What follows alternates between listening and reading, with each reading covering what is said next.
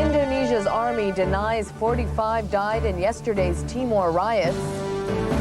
In Los Angeles, China's Zhu Rongji celebrates a WTO breakthrough. And in Japan, a mystery virus killing off the pearl industry.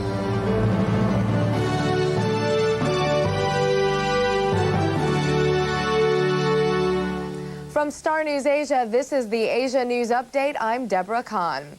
Indonesia's army is denying reports that as many as 45 people died yesterday during rioting in East Timor. The fighting broke out when pro-Jakarta demonstrators attacked a group of Timor separatists. At least one youth was shot, but most of the combatants were armed with spear guns, bows, and arrows. Pro-Jakarta supporters have been very active in East Timor over recent weeks.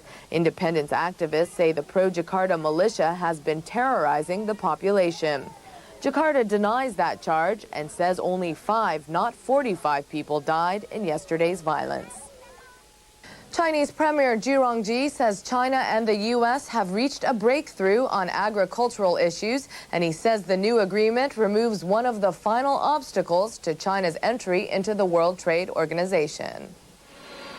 Zhu touched down in Los Angeles, kicking off his 9-day visit to the United States. While the White House was less optimistic, Zhu told business leaders the agreement is a breakthrough.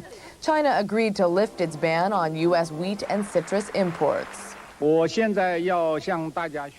I have a very good news to disclose to you, which I just got this morning. China and the U.S. have agreed on an agriculture and sanitary agreement. This agreement is the most important part of the package of China's accession into the World Trade Organization. The premier's trip also sparked protests in the U.S., with activists denouncing China's handling of Tibetan and Taiwan affairs. Japan says it might offer safe haven to some of the ethnic Albanians forced to flee Kosovo in recent weeks. Japanese officials left today on a fact-finding mission. Australia yesterday promised to take up to 4,000 refugees until the situation in Kosovo improves. The offer comes amidst what many are calling the worst refugee crisis since the Second World War.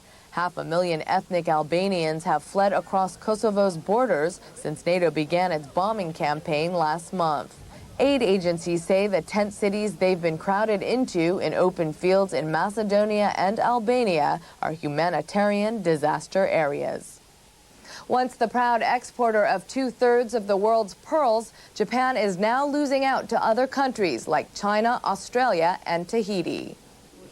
The exquisite Akoya pearl helped earn Japan its reputation for quality pearls.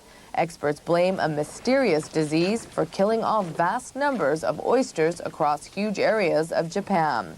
The virus discolors the pearls, making them useless for sale. Scientists still haven't identified the virus, but they blame a combination of heavy pollution and the El Niño phenomenon. So far, Japan's mystery oyster virus has had little impact on pearl prices. And that's the latest from Star News Asia. Join us again tomorrow morning at 6:30 Hong Kong for the World News from London. And again at 6:30 p.m. for the World News Hour with the Asia News Update. I'm Deborah Kan. Good night.